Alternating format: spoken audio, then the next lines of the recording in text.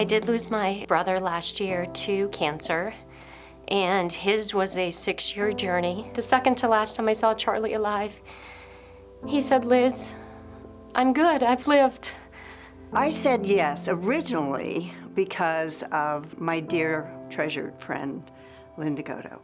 She was diagnosed with CMML in, 2001.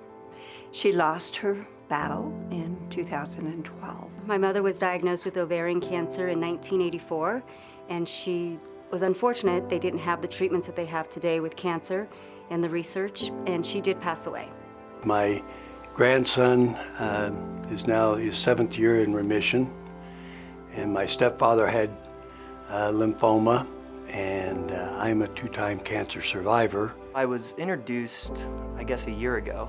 Stephanie Estes had lymphoma, and through her fight, she was just positive, and she's a great friend. She's funny. It's really inspiring to see somebody like that and give other people motivation to kind of make a difference and make an impact. I think it was a week or 2 after I joined the board. My dad was actually diagnosed with kidney cancer, and so at that point I actually, experienced what it meant to actually, not know what's going to happen the next day.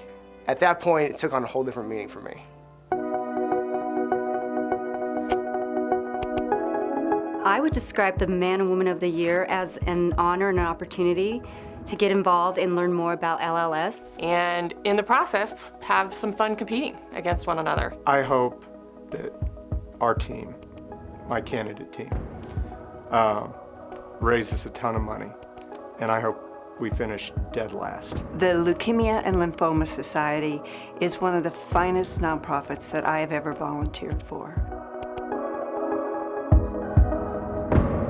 I think that the Leukemia and Lymphoma Society had a great deal with keeping my friend here, so that means a lot to me. My husband is a lymphoma survivor, and I feel that he's here today because of the funds that have been raised. I know that for a fact, so much of that research is funded by LLS. One of the stats that stuck out to me from the get-go was that 78% of every dollar goes back to the mission, and that's critical. I know that the money goes where it needs to go. It goes to research, it goes to patient services, it goes to advocacy, and I can guarantee that these donor dollars are very well stewarded. They have proven success in the drugs, the treatments, and the therapies that affects all cancers. And to me, that was enough to say, it's time to get involved.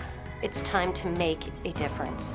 Being involved in this for my family is obviously because of Will's illness, and how grateful we are for what was available to him. We knew that we wanted to give back, and it was just a matter of time of getting him through his treatment and hoping for the result that everybody hoped for. And once it felt like, okay, we're done with focusing on us, now let's focus on others, it just seemed like the obvious thing to do. Even in the few years that I spent in the lab, I think every day we were one step closer. It's amazing how many people are affected. I think cancer has affected everybody's life. I don't think there's anybody that hasn't been affected in one way or another. Knowing that if we can save one life, or just for someone to live longer, to spend more time with their family, it's pretty impactful. I think I'm surprised at how rewarding this has been. What I've gotten from this astounds me. I was ready to take some of that energy that was so negative and to turn it into something positive that will benefit so many.